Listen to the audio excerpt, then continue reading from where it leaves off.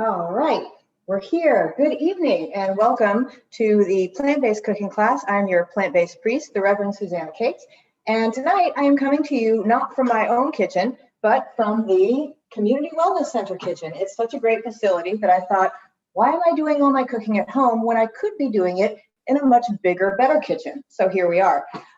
Tonight we're going to be making two different kinds of pasta. I saw a really cool recipe and I decided to modify it to add even more vegetables to it. It's made out of rigatoni pasta, which is a large-ish tube pasta, but then it's stuffed with vegetables so that it looks like this beautiful little bouquet. So a recipe that I originally saw only had mushrooms, and we are going to be using mushrooms. In fact, I'm going to toss these little guys into the oven right now so they get just a little bit roasted at 350 degrees, of course. And they're just tossing a little bit of olive oil and pepper, not salt, because I don't want them to get all dried out and lose all of their juices, but a little bit of pepper and a little bit of olive oil spray, 350 degrees, and just for a couple of minutes. We're going to check on that right quick. The other thing that I want to do is roast the rest of my jalapenos and serranos to make the green chili pesto. But I also, this is a very like jumping on the time bandwagon here, because we've got two pastas that have to boil. So I started some water a little bit ago with some salt. Just in case you're wondering, when you're cooking pasta, your pasta water should be about as salty as the ocean, which is pretty darn salty, but that's what helps give your pasta really good flavor. If your pasta is not salted when you cook it, and you don't put salt in the water before you put the pasta in, it doesn't matter how good your sauce is, because the pasta itself won't be able to appreciate the flavor without the salt added to the water first. Don't let anybody tell you that it changes the boiling point or anything like that. Your water will boil just fine if you put salt in it, so don't worry about it. I do cover the pots before I start the pasta water because I think that helps it boil a little bit faster. But I'm going to go ahead and take those off now. I've got two good pots of water here. I'm going to increase the heat on both so they come up to a really good boil. I've got one serving size of rigatoni pasta here, and I've got one serving size of fettuccine pasta here. So for once, I'm not using whole wheat pasta. I could not find rigatoni in anything but regular pasta, so oh well. And then fettuccine, it was just easier to get the regular pasta than get the whole wheat. It's okay every now and then if you don't want or you can't find whole grain pasta to use the regular stuff. Just make sure that you're accenting that with lots and lots of complex carbs while you're at it. If all you're eating are simple carbs, you're not going to get full very fast, and it's going to end up doing you more harm than good. So our water is getting there, and while we're doing that, I've roasted so far 3 jalapenos and 2 serrano peppers. Serranos are very hot. Jalapenos, you never know what you're going to get until you try. So we'll taste a little bit of each one and make sure that they're not boiling hot. And we'll check the pesto when we make it too, to make sure that it's not going to explode all over us with heat. But if you don't like heat, you can have a similar flavor just by using green bell peppers, which are not spicy at all. I love spicy food though. So I am going to roast this one as well. And on this gas burner, I'm just chucking it right into the flame. It's a jalapeno, it can handle it. The rest of them, I did that exact same thing with the serrano peppers and the jalapeno peppers. And then I put them in this plastic bag. And you can see, as I show you this bag, it's all sweaty in there. It's pepper sweat. But that's what you want, because that's what's going to help the skins come off when it comes time to scrape the skins off and chop them up for the pesto. So I'm just kind of rotating it around right in the middle of all of that flame, because I want the skin to burn off almost completely. So our rigatoni water is just about ready. I'm going to crank up the heat just a little bit more on that one and on the fettuccine. And the other thing that I want to get ready right now are some green onion flowers. Now, I don't know if you've ever seen garnishes that look like little sprigs and flowers of green onion, but that's what I'm going to show you how to do right now. So you have your scallion, your green onion, the same thing. I'm going to trim off the root end, and I'm going to trim off most of the kind of hollow floppy ends, leaving me with this right here. So I'm going to cut about like this. And then using the tip of my knife on this cutting board, I'm just going to sliver it very thinly, not all the way through. Because what I want to happen is for it to open out. So you can see that the bottom hasn't been cut through at all, just this top part. And I'm even going to go crosswise a little bit as well. And then I'm going to do that with this other piece too. So very thin slivers, not all the way down to the bottom, just through the top parts. And going crosswise as well, so that we have as many little sprigs on the top as we possibly can. Then I'm going to take these and I'm going to put them into ice water. I've got a metal bowl full of water in the freezer, so I'm going to stick those in there. And what's going to happen, well, I'll show you what's going to happen when it happens, and then I will explain to you why it happened. So into the ice water they go.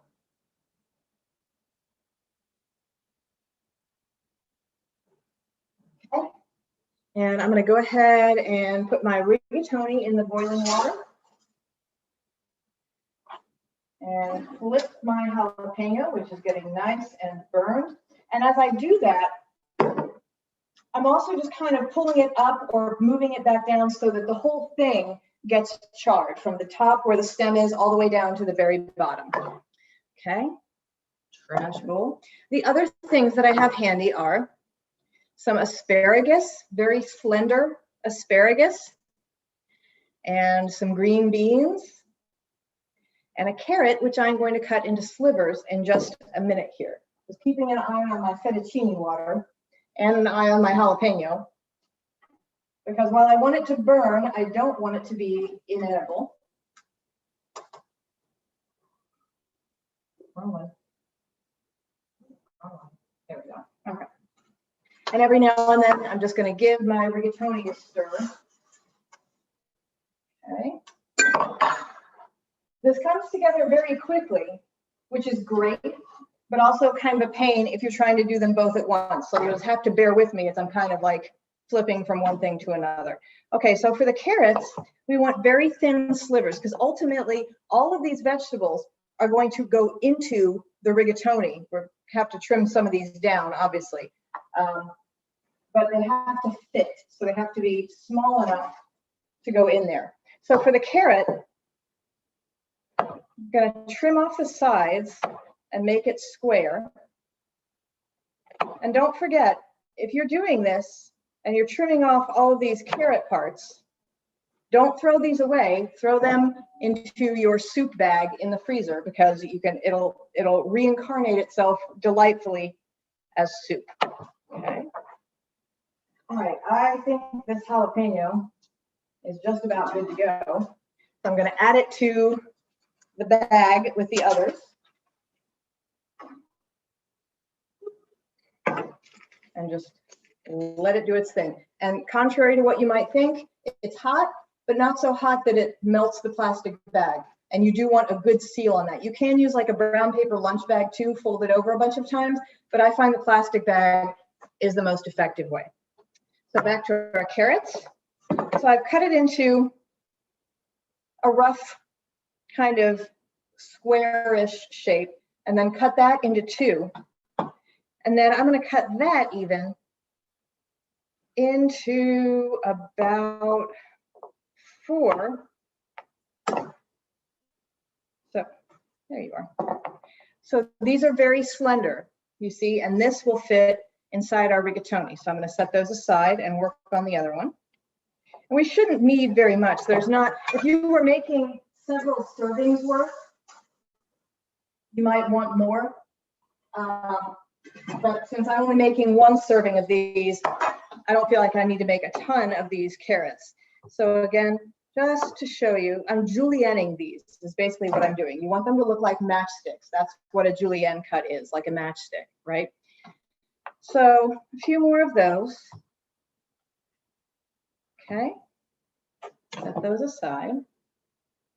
And then for the asparagus, what you're going to want are those pretty tops on there. Normally, if I'm making asparagus at home just to roast up in a pan or something, I'll snap it where it snaps, because that's where I know that it's going to be crispy and not tough. And then I'll usually just roast it like this. However, in this instant, I just want that nice pretty top. So I'm going to cut it so that I get exactly what I want.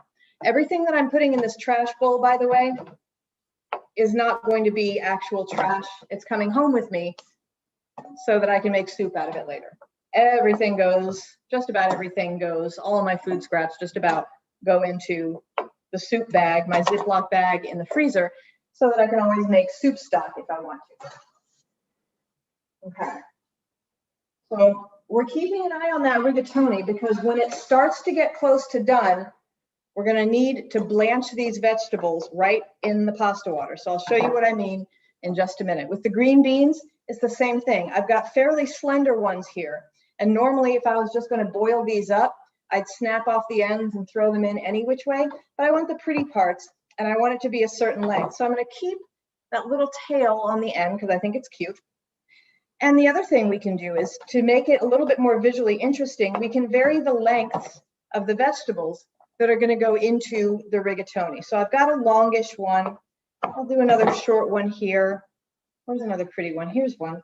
I'll do another long one here. And that way, when you gather it all together in the bowl, and I'll show you what I mean when it comes time, it's going to look a little bit more appealing. So our fettuccine water is boiling. If I was making this just for myself, I would do the ultimate sin in pasta and break it in half and throw it in. But since I'm being observed, I'll put it in whole. I don't care if it's long, but some people make a big deal out of it, so I don't want to ruffle any feathers. So there's our fettuccine. Okay. And let's check out our mushrooms, because we don't want our mushrooms to get overcooked. We just want them to be roasted just enough to bring out the flavor. Oh, yeah. Oh, yeah. These are so cute. These are so pretty. And they all have little stems on them. So these are shiitake mushrooms and a few different kinds of oyster mushrooms.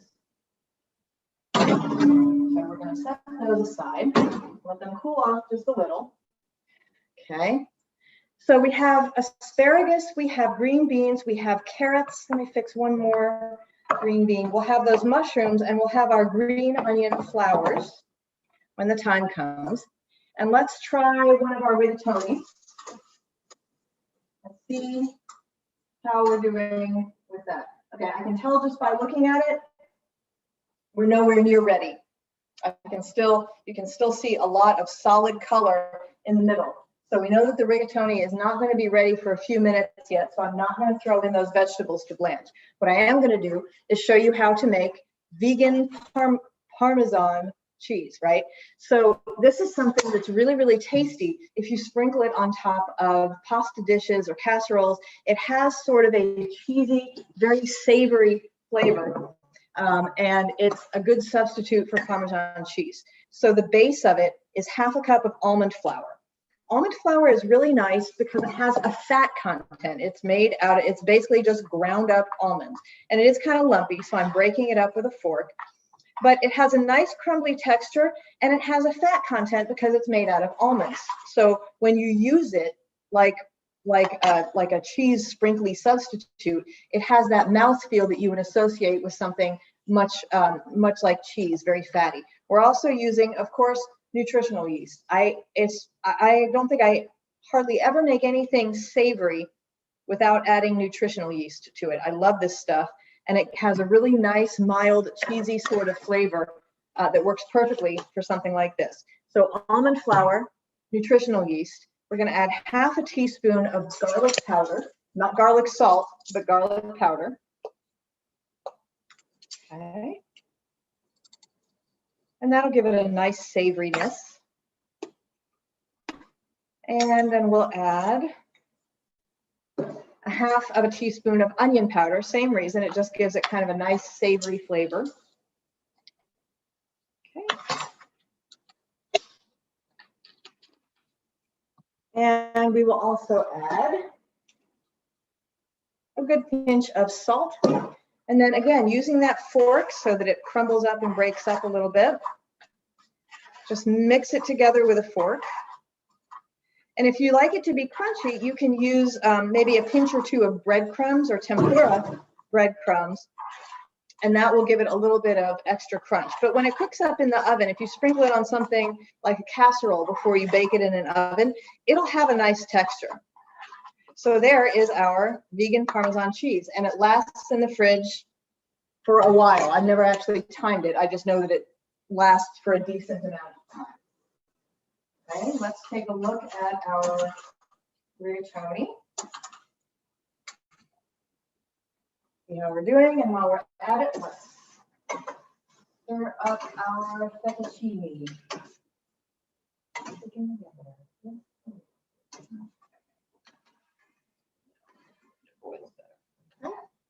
So I'm pretty sure we're still quite a measure past al dente here.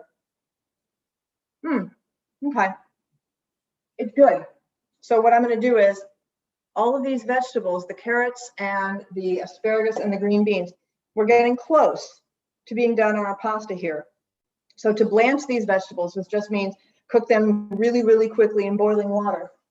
I'm just going to throw them right there along with the pasta, and I'll dip them out in just a minute so that they don't cook. We don't want them to be cooked all the way through. We just want them not to be completely raw when we put them in the oven, okay? So while that's doing that, I have yet another bowl of ice water here. That is to help me peel these peppers a little bit more easily. So I've got my jalapenos and my serranos, which we roasted over an open flame, and they're all going into that ice water because that's going to help shock some of the skin off. While they're getting shocked in there, I'm going to reach in here and pull out my vegetables. I'm not going to shock the vegetables, although I could. You can always do that, but I'm not going to do that now. I'm just going to let them come to room temperature, just cool off a little bit. And this is going to keep like the carrots from staying super crunchy. It's going to bring out the flavors in the green beans and the asparagus, and it'll make them a little bit easier to work with. So just getting out all of the vegetables. The pasta can stay in there doing what it's doing. No big deal. Okay. Almost got all these little rascals out here. And you can see, so you can see just from a few minutes in that water, how much brighter and more attractive those vegetables are, having been blanched in that boiling water. And the nice thing is, didn't have to use a whole nother separate pot of water. You just dumped it in with the pasta and pulled it right back out. So for the peppers, I don't know if you can see, but the skin is just scraping right off of that charred, burned part. Partly because it was charred so thoroughly, and partly because I put it in this ice water, which helps to loosen it up a little bit after it's been charred up and heated. So it comes off a lot more easily that way than if you tried to actually peel it. You can do it under running water, but I think ice water tends to work a little bit better. And it's messy, but you know, that's cooking for you. Okay, and you just keep kind of dipping it in to get all of that char off, if you can. Make sure when you're working with peppers that when you are done working with peppers, you wash your hands just about as thoroughly as you can. I'm going to bring this over here. I've got two cameras going because I've got two separate computers and about 3 different Facebook accounts going, and at least one Zoom, and who knows what else. So sorry if I have been off camera for some of this for some of you. Check the rigatoni one more time. Maybe the little suckers out. You just go there, and that's more like it. Now our fettuccine is going.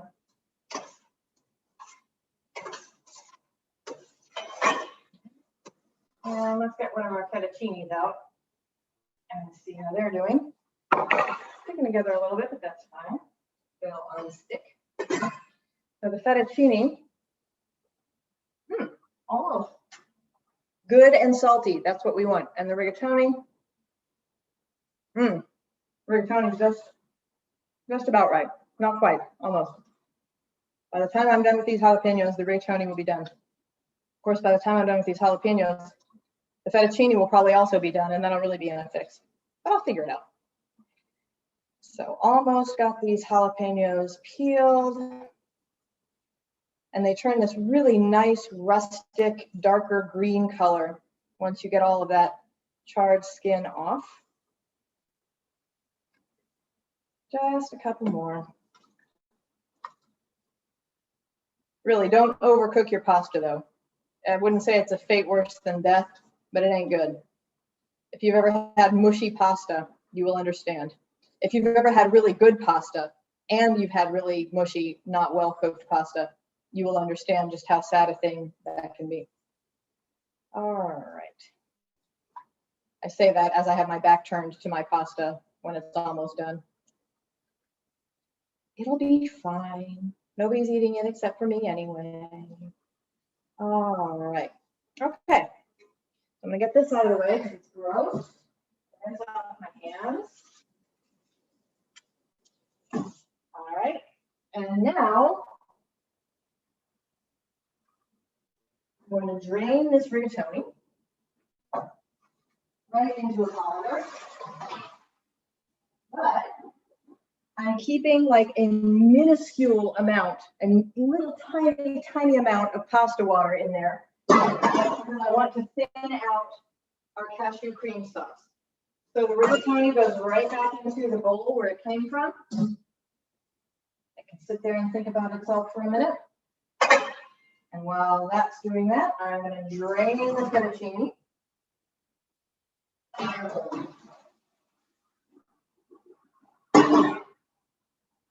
The fettuccine with a little bit of its water can go back into its pot. I'm going to put the lid back on that. I am not going to put the lid back on to my rigatoni, and here's why. Because I'm going to add some sauce to it. So a couple of weeks ago, I showed everybody how to make cashew cream, right? And we made a sauce out of it. I have some cashew cream here, not from a couple of weeks ago. I did make a fresh batch, I promise.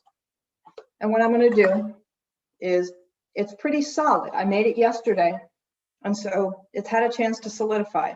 A big spoonful, I would say that's about a quarter cup. I'm going to put it in there with the rigatoni so it'll get nice and soft. I'm going to take a little tiny bit like this, and in an oven-safe dish, a little one, I'm just going to kind of pat it around on the bottom because that's going to be like glue at the bottom of this dish for my rigatoni, okay? So there's my glue. The rest of it, the pasta water and the cashew cream, I'm going to mix around until the pasta gets nice and coated. It smells wonderful. I'm going to add just a tiny bit more of this cashew cream because we want it to be kind of on the inside and on the outside of this pasta. When you have tubular pasta, that can be kind of challenging, okay? So my rigatoni is now nicely coated with sauce. And it is very good sauce, I might add. So now here comes the fun part. I have my little dish with my glue sauce. That doesn't sound very appealing, but with the sauce in the bottom, okay? Let me put that in a place where everybody can see it. Back here, okay. You guys can't see it. I'll show you. So what I'm gonna do is, let's take an asparagus. I'm just gonna kind of string that pasta on there and set it so it's standing upright. So there is your little rigatoni, and it has this little asparagus in there. And let's not forget that we have mushrooms in here. So I'm going to take that mushroom stem and slide it into my rigatoni noodle. And then stand my rigatoni noodle up in that dish.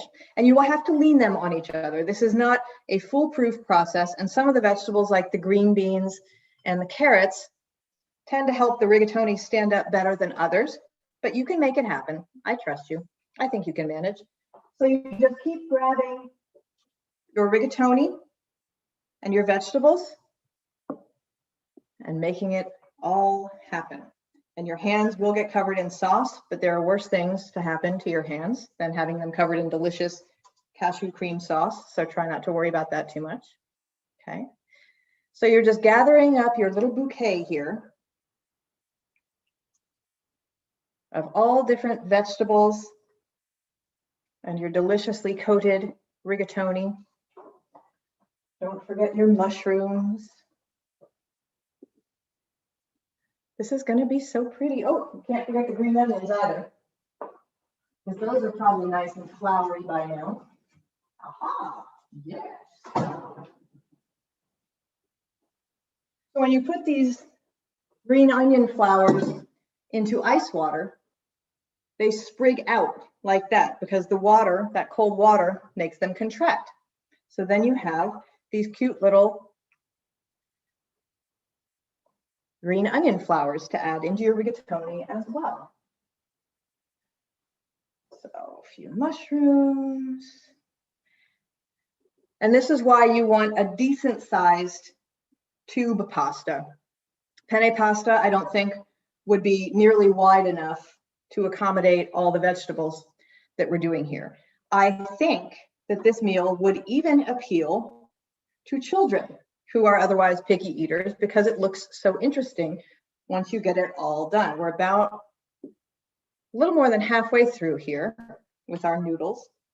We've got plenty of vegetables, so no worries. And it's sticking nicely because of the sauce that's in the bottom of that dish. I cannot wait to show you how pretty and interesting and cool this looks. Let's get another mushroom in here. Okay, almost there.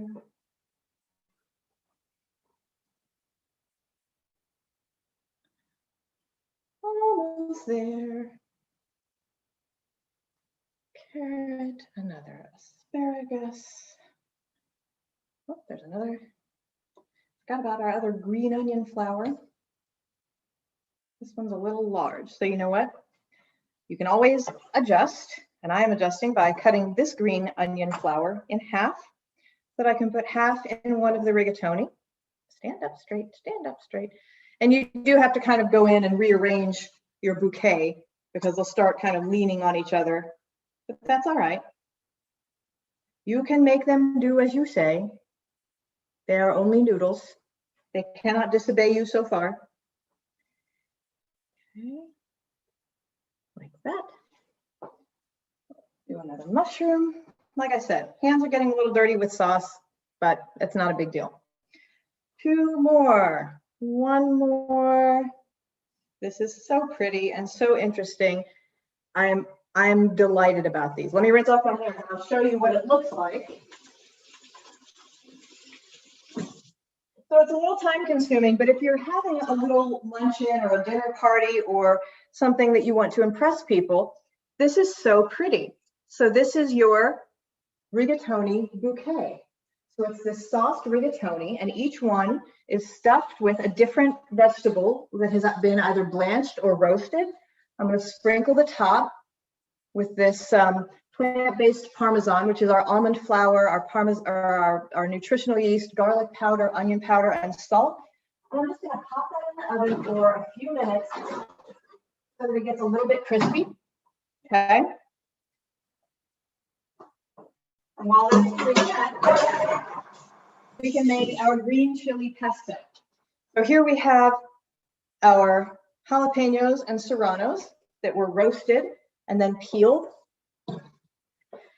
And all we're going to do is cut them up, get rid of the seeds because that's where a lot of the spice is. And if you don't want, you can leave it in there, I guess, if you want. But we're using a lot of jalapenos and a couple of serranos, and I don't want it to be so hot that nobody can eat it. So just cut them in half. Use your fingers to kind of scrape out the seeds in the middle.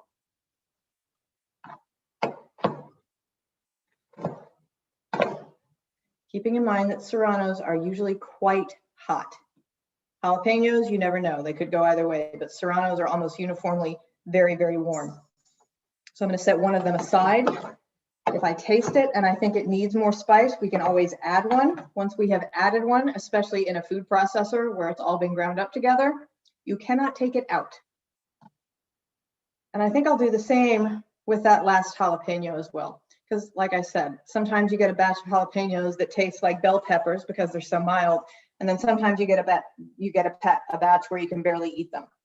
So over here, we have the food processor.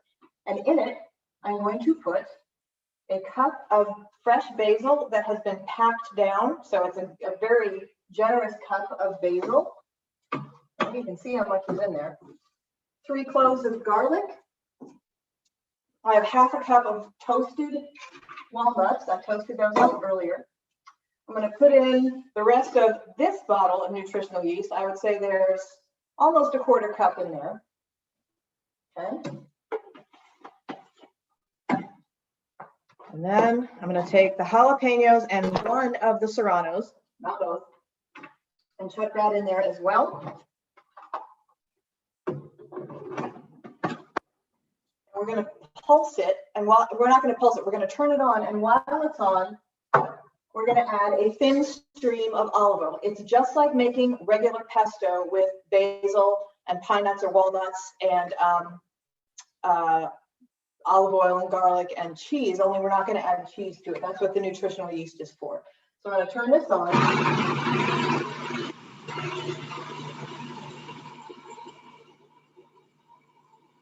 And you can see I'm adding the olive oil in a thin stream. Right now it looks like a ball. So we definitely need more oil in there. And now it's starting to loosen up.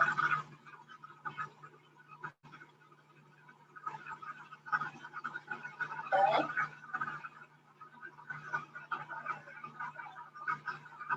Oh, it smells fabulous. I'm going to get a spoon so I can taste it and stir it down a little bit.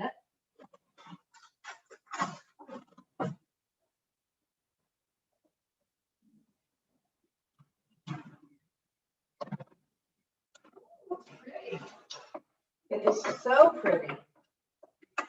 All right, let's see how we're doing on spice level, and I feel fairly sure that it's going to need salt too.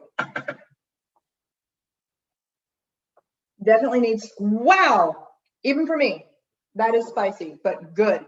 Woo, love it.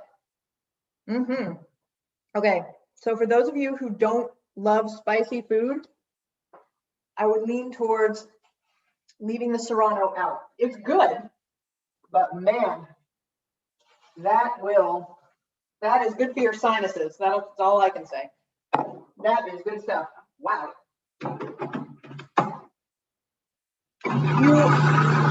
You could make this with cilantro if you like cilantro. I hate cilantro, so I will never make it with cilantro. But for those of you who like it, it would probably do well.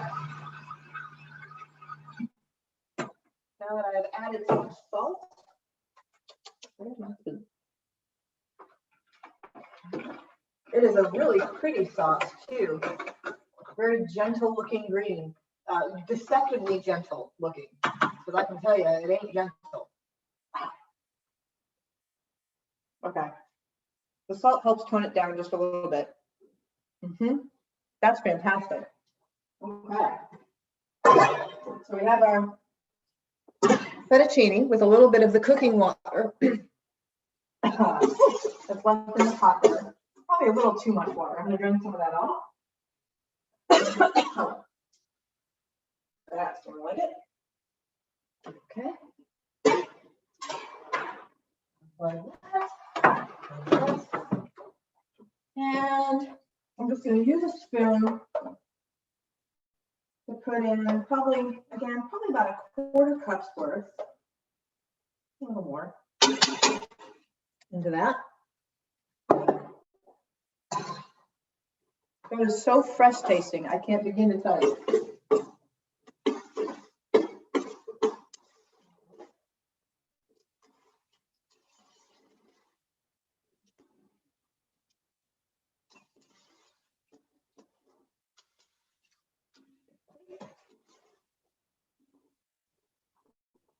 beautiful.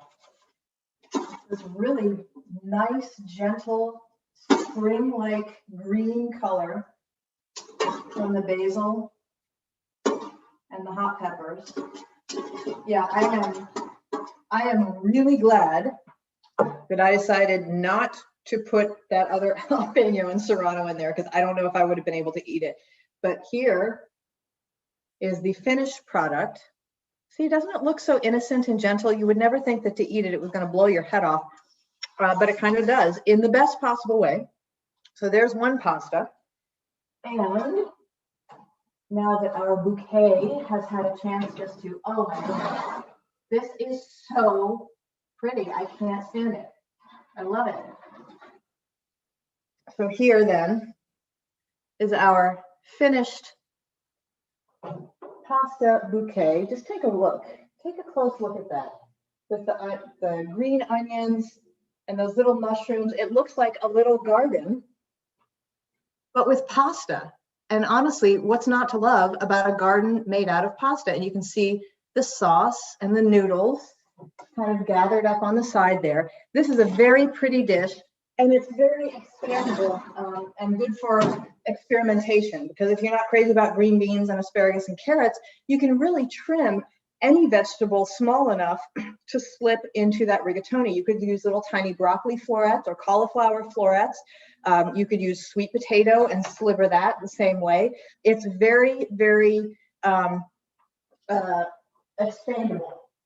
That's not the word I'm looking for, but I don't know what the word is that I'm looking for. But in any event, you can do lots of stuff with it. How about that? I'm grabbing a fork so that I can try both of these pastas. And I hope you know that I will be honest with you about them. So here is, oh, so creamy. Look how pretty that is. It's just wonderful. So here is our green chili pesto fettuccine.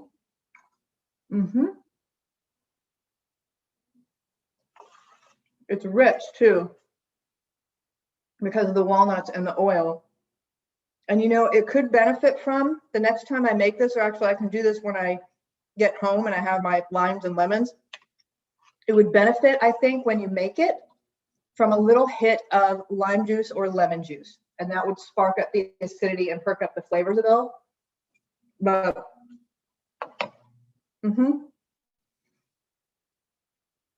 once you actually have it on the pasta, that tones down the heat a little bit. So it's very, very pleasant, very fresh, very summery and delicious.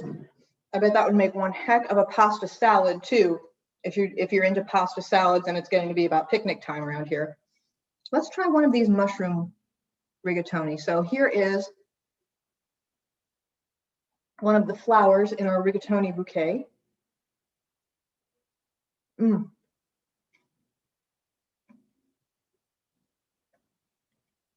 This is my dinner tonight. I love the cashew cream sauce. I love mushrooms. I love the richness of the plant-based Parmesan and the it's just, this is really good. And if you don't want to go to all the trouble of poking vegetables into rigatoni and making a bouquet out of it, just put it in a pasta bowl. It'll still taste good. It's just presentation sometimes means a lot. So here we go. That was it. 2 kinds of pasta.